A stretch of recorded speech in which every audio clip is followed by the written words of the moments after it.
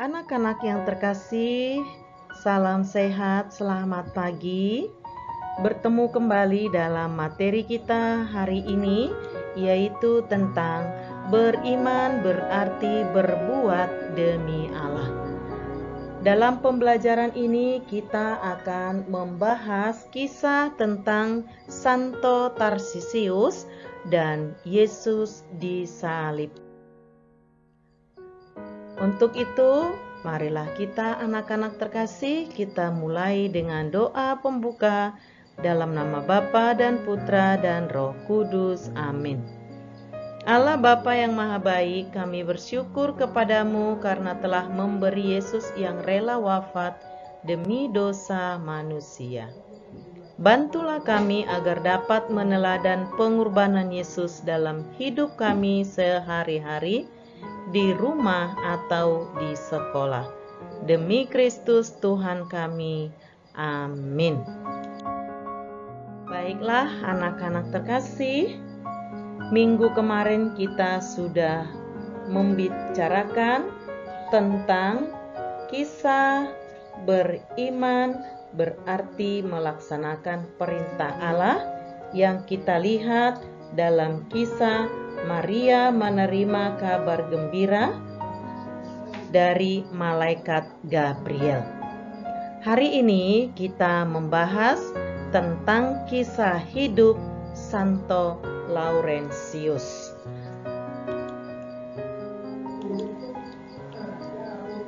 Santo Laurentius lahir pada tanggal 15 Agustus tahun 250 di kota Roma.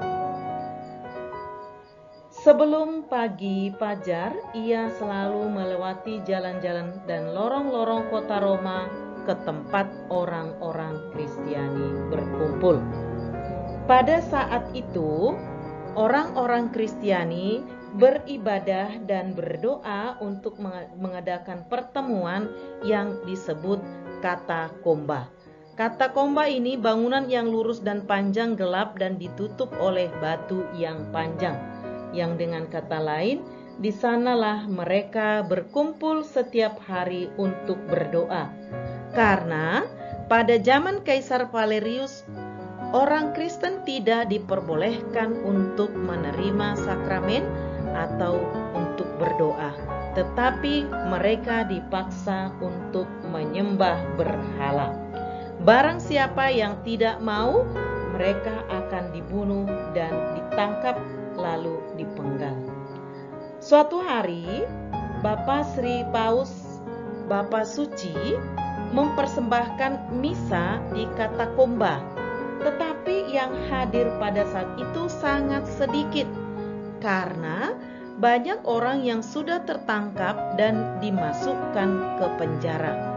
Bapak Suci mengetahui bahwa mereka telah dilemparkan ke dalam penjara dan mereka besoknya akan dimasukkan ke kandang singa untuk diberikan menjadi makanan singa. Orang-orang itu berteriak dari dalam penjara dan memohon bahwa sebelum mereka dilemparkan ke mulut singa, mereka mau menerima sakramen Maha Kudus. Lalu, anak-anak yang terkasih, Bapak Sri Paus bertanya, siapa yang rela pergi ke penjara untuk mengantarkan Kosti Kudus? Ya, mendengarkan pertanyaan itu, tidak ada orang yang berani. Dari antara mereka, ada seorang sardadu yang menawarkan diri. Namun ditolak oleh Bapak Suci karena sardadu tadi adalah orang yang bertobat. Dan nanti dia akan ketahuan jika dia yang mengantar Hosti Kudus itu ke dalam penjara. Tarsisius yang masih sangat kecil meminta izin untuk memberikan komuni kudus itu ke penjara. Dia minta izin kepada ibunya, lalu ibunya menganggukkan kepala. Lalu Tarsisius bersedia mengantarkan dan berkata kepada Bapak Suci, biarkan saya yang mengantarkan tubuh Kristus itu. Namun Bapa Suci menolak karena Tarsisius masih terlalu kecil, resikonya sangat besar. Tetapi Tarsisius berusaha untuk meyakinkan Bapa Suci. Tarsisius berjalan menyusuri katakomba menuju penjara tempat tawanan itu. Nah, perjalanan Tarsisius sampai menyusuri katakombe tidak ada tantangan. Yang menjadi tantangan Tarsisius adalah ketika Tarsisius berhadapan dengan teman-temannya. Teman-teman Tarsisius mengajak Tarsisius untuk bermain, ya. Namun Tarsisius menolak. Lalu teman-temannya heran. Mereka lalu mengerumuni Tarsisius dan menarik tangan Tarsisius. Tetapi Tarsisius dengan keras memegang erat-erat hosti kudus yang dipegangnya. Karena kesal, teman-temannya itu semakin merebut apa yang dipegang oleh Tarsisius. Karena tidak berhasil, akhirnya temannya kecewa lalu mengambil batu melempari kepada Tarsisius. Akhirnya Tarsisius roboh, namun tetap memeluk sakramen Maha. Anak-anak terkasih, ketika Tarsisius dilempari batu, akhirnya ia tidak sadarkan diri. Tetapi tiba-tiba terdengarlah suara yang berteriak mengatakan, "Hentikan, jangan menganiaya dia." Anak-anak tersebut mereka lari terbirit-birit. Lalu serdadu tadi memanggil nama Tarsisius. "Tarsisius, Tarsisius, bangunlah." Lalu Tarsisius membuka mata dan menyerahkan sakramen Maha Kudus kepada serdadu tadi. Lalu ia meninggal. Serdadu tadi menyerahkan Tarsisius kepada mereka yang ada di tempat itu untuk dimakamkan, sedangkan serdadu itu membawa komuni kudus itu untuk sampai ke penjara. Setelah dimakamkan, gereja mengangkat Tarsisius sebagai pelindung akolit atau yang disebut misdinar. Tarsisius dimakamkan di bawah katakombe itu ataupun di dalam katakomba. Jadi sampai sekarang pelindung misdinar adalah Santo Tarsisius. Demikianlah anak-anak terkasih kisah tentang pengorbanan Tarsisius untuk memberikan sakramen Maha Kudus kepada saudara-saudaranya yang ingin terbunuh karena mereka menolak menyembah berhala.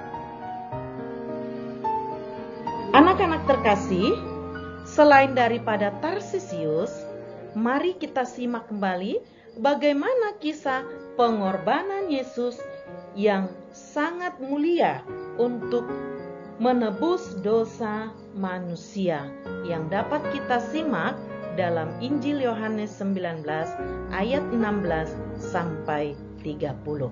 Mari kita tonton videonya ya anak-anak. Pemimpin agama memberitahu Gubernur Pilatus bahwa Yesus berbahaya dan ingin menjadi raja. Pilatus bertanya kepada Yesus, "Benarkah itu?"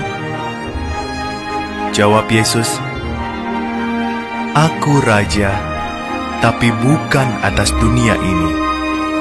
"Yesus tak bersalah," kata Pilatus. "Tak ada alasan untuk membunuhnya. Aku akan membebaskannya." Namun orang banyak berteriak, "Bunuh dia!" Maka Pilatus menyuruh para prajuritnya mencambuki Yesus. Mereka memaksanya memakai mahkota duri. Lalu mereka menyuruh Yesus memikul kayu salib dan membawanya naik ke atas bukit. Di atas bukit itu, prajurit-prajurit Romawi memaku tangan dan kaki Yesus disalib. Lalu mereka menegakkan salib itu. Yesus tergantung di sana di antara dua orang penjahat. Sekitar tengah hari, langit menjadi gelap. Kawan-kawan Yesus menangis. Para pemimpin agama tertawa dan berkata, "Kau bisa menyelamatkan orang lain. Ngapa tak bisa selamatkan diri sendiri?" "Ampuni mereka, Bapa," kata Yesus. Sesaat sebelum wafat, Yesus memejamkan matanya dan berkata, "Sudah selesai." Ia telah menyelesaikan semua tujuan kedatangannya ke dunia ini karena kasih-Nya yang amat besar. Salah satu pengikut Yesus yang bernama Yusuf memakamkan jenazahnya di makam yang masih baru. Ia menggulingkan batu besar untuk menutup makam itu. Berakhirlah hari Jumat yang panjang dan menyedihkan itu.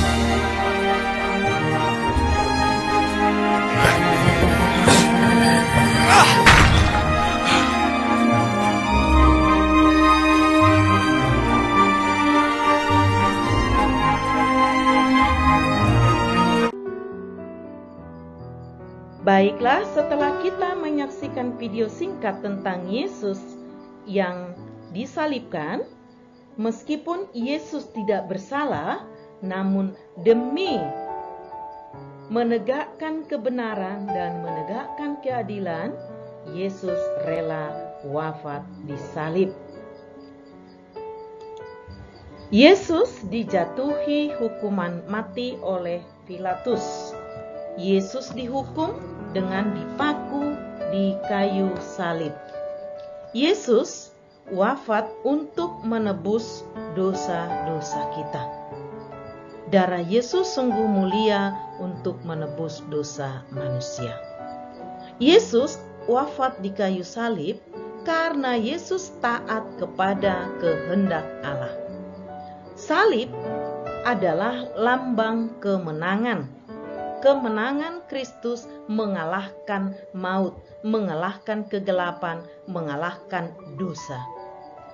Yesus disalib mengajak kita untuk bersyukur karena Allah rela menebus dosa manusia melalui wafat Yesus di kayu salib. Maka kita anak-anak terkasih, apakah kita rela berkurban demi sesama kita, untuk menyelamatkan sesama kita, untuk menolong sesama kita, seperti Santo Tarsisius yang rela mengantarkan komuni kudus untuk orang-orang yang dipenjara, meskipun nyawa menjadi taruhannya. Baiklah anak-anak terkasih, demikian pembelajaran kita hari ini. Mari kita tutup dengan doa dalam nama Bapa dan Putra dan Roh Kudus.